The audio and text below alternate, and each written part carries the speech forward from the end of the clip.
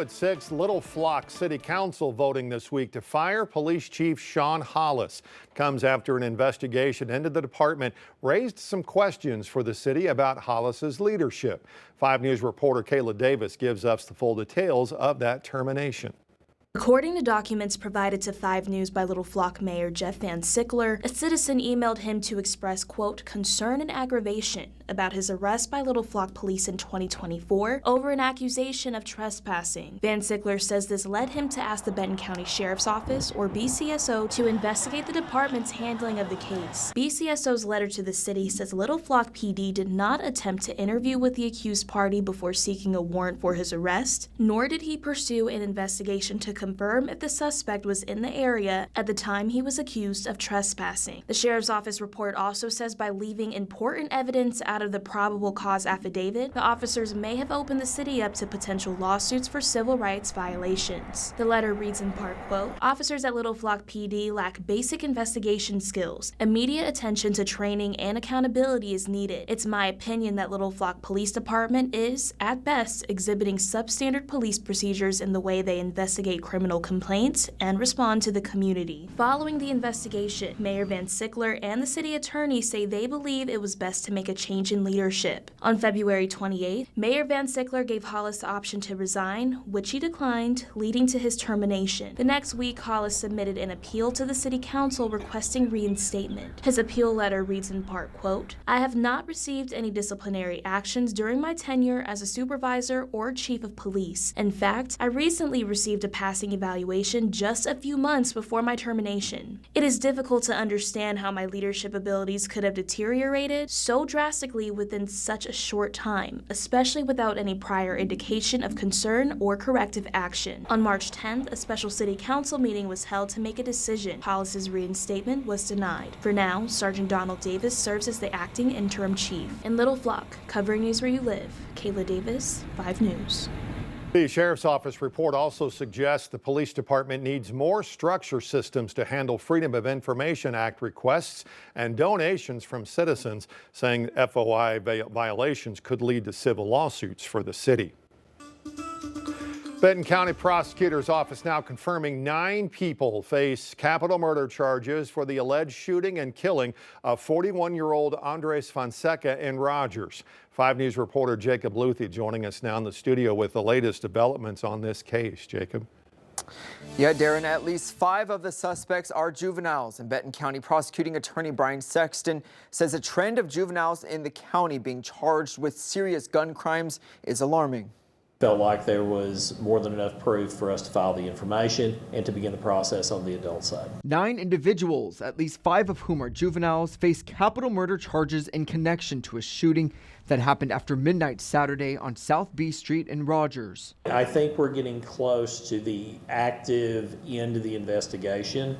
I know Rogers is working hard to kind of make sure that we're not missing anything. However, I feel pretty strongly we're getting to a point that we will be ending that part of the investigation, and the investigation work will be building up our case files. A probable cause affidavit for one of the suspects states 3 individuals shot 3 different firearms in the direction of Andres Fonseca. It adds that 32 9mm shell casings were found around the scene. Benton County Prosecuting Attorney Brian Sexton says he is confident in the charges. We feel strongly that we have enough evidence to go forward on capital murder on both our primary defendants and other defendants who we can build up a charge for liability through other facts. While Sexton did not confirm or deny gang activity, given the ongoing nature of this investigation, he says the amount of juveniles facing adult gun-related charges in the county is worrisome. I'm hoping to work closely with our partners to kind of deal with these particular issues, identify potential points of problem, and one way or another get to the bottom of this. It's gone on quite a while over the last 2 years with multiple cases, and it's disturbing for me. It's disturbing for people in the county. Sexton says juveniles charged with capital murder cannot face the death penalty even if convicted. Jacob Luthi, 5 News.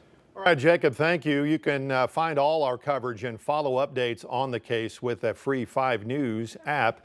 Group of former Johnson County Sheriff's deputies suing the county and Sheriff Tom Hughes, claiming they were wrongfully terminated and targeted for whistleblowing.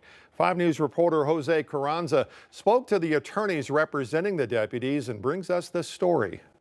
4 former deputies are suing Johnson County and its top law enforcer. They claim their careers were destroyed by retaliation, not only in being forced out, but also in attempts to decertify them. They endured a lot of damage to their reputation. Lucien Gillum is representing the deputies in this case. They allege in the court filing that the deputies were either fired or pressured into resigning after reporting misconduct. That's why the county as a whole is listed as a defendant. But Gillum says the sheriff's actions went beyond terminations. When you're trying to decertify a law enforcement officer, it goes far beyond you're just trying to take their job or make life so unpleasant that they quit.